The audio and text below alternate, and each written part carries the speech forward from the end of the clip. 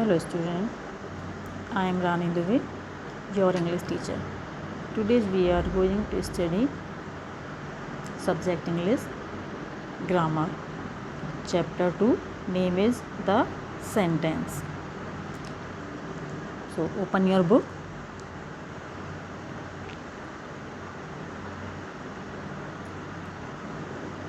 Let's start now.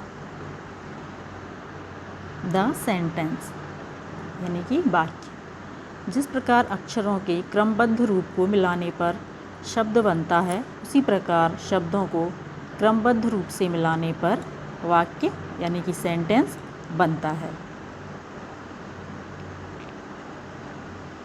परिभाषा: दो या दो से अधिक शब्दों का ऐसा समूह जिसका अर्थ पूर्ण रूप से प्रकट हो, वाक्य कहलाता है।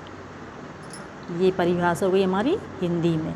अब इंग्लिश में परिभाषा को अपन इंग्लिश में क्या बोलते हैं? Definition. A sentence is a group of two और more words that makes a complete sense. ये क्या हुई? डेफिनेशन हो गई किसकी? सेंटेंस। आगे चलते हैं। फॉर एग्जाम्पल, उदाहरण के लिए, माय मदर इज कुकिंग। मेरी माँ क्या कर रही है? खाना बना रही है। Second, Raman is drinking milk. Raman क्या कर रहा है? दूध पी रहा है। Number 3, girl is playing. लड़की खेल रही है।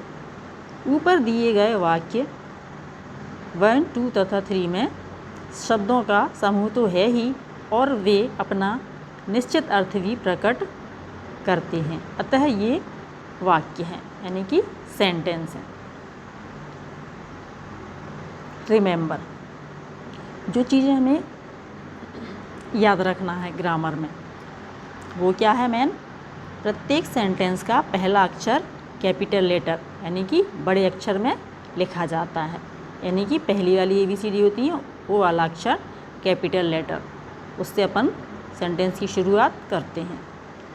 सेंटेंस में सब्जेक्ट यानी कि कर्ता तथा वर्ब यानी कि क्रिया का होना आवश्यक होता है। एक छोटे से छोटे वाक्य में कर्ता और क्रिया यानी कि सब्जेक्ट एंड वर्ब, ये दो चीज़ें होना आवश्यक है। प्रत्येक सेंटेंस के अंत में फुल स्टॉप, पूर्णविराम या मार्क ऑफ इंट्रोगेटिव यानी कि प्रश्नवाचक चिन्ह, प्रश्न चिन्ह या मार्क ऑफ एक्सक्लेमेशन यानी कि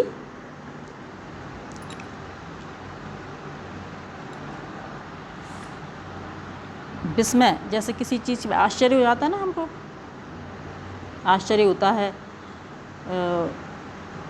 या दुख होता है या खुशी होती है, उस तरह का विस्मय वाले चिन्ह में तो वाक्य के अनुरूप बनाते हैं तो लगाया जाता है, तो उसको हम क्या बोलते हैं? मार्क ऑफ एक्सक्लेमेशन,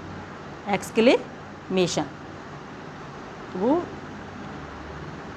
लगाया जाता है। तो हमारे इस तरह से सेंटेंस पूरा हो जाता है। टाइप्स ऑफ सेंटेंस यानी कि वाक्य के प्रकार। अब वाक्यों के निम्नलिखित प्रकार हैं। वाक्य कितने तरह के होते हैं? तो पहला है अफर्मेटिव सेंटेंस यानी कि स्वीकारात्मक वाक्य। दूसरा है नेगेटिव सेंटेंस यानी कि नकारात्मक वाक्य। तीसरा है इंट्रोगेटिव सेंटेंस यानी कि प्रश्नवाचक वाक्य। चौथा है इम्परेटिव सेंटेंस यानी कि आज्ञावाचक वाक्य। और नंबर 5 है एक्सक्लेमेटरी सेंटेंस यानी कि विस्मयबोधक वाक्य। और नंबर 6 है ऑप्टेटिव सेंटेंस यानी कि इच्छासूचक वाक्य। अब नंबर 1 है अफर्मेटिव सेंटेंस यानी कि स्वीकारात्मक वाक्य। ये क्या होते हैं? ये साधारण वाक्य होते हैं तथा इनमें स्वीकारात्मक कथन का भाव या हाँ का भाव प्रकट होता है। जैसे माय पेन इज ब्लू, मेरा पेन नीला है। Second, I am a teacher, मैं एक अध्यापक हूँ। और तीसरा, he is a good boy, वह एक अच्छा लड़का है। ये कैसे हुआ? स्वीकारात्मक वाक्य, यानी ये स्वीकार किया जा रहा है कि ये क्या है।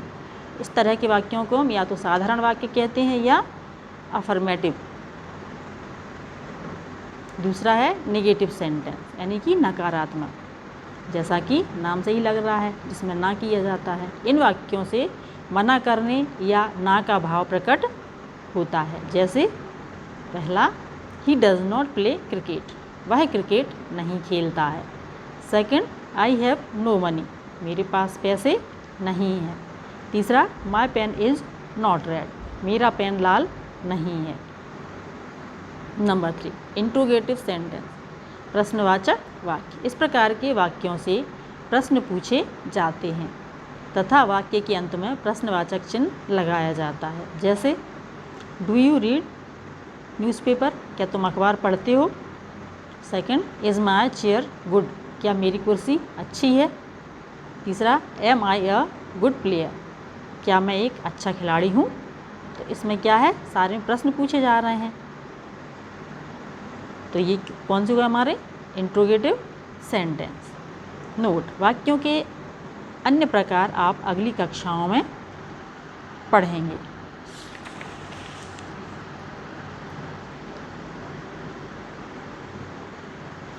आई होप आपको ये चैप्टर अच्छी तरह से समझ में आ गया होगा। आपको इन जो उदाहरण में दिए गए हैं सेंटेंसेस, इनको बार बार पढ़ना है और लिख करके देखना है। जैसे कि इंट्रोगेटिव वाले में हमको क्वेश्चन मार्क का ध्यान रखना है और वर्ब आगे आ जाती है इस तरह का, नेगेटिव में नोट लगता है उसका। ये सारी चीज़ें आपको बार बार पढ़ना है और इन सेंटेंसेस को लर्न करना है। Thank you.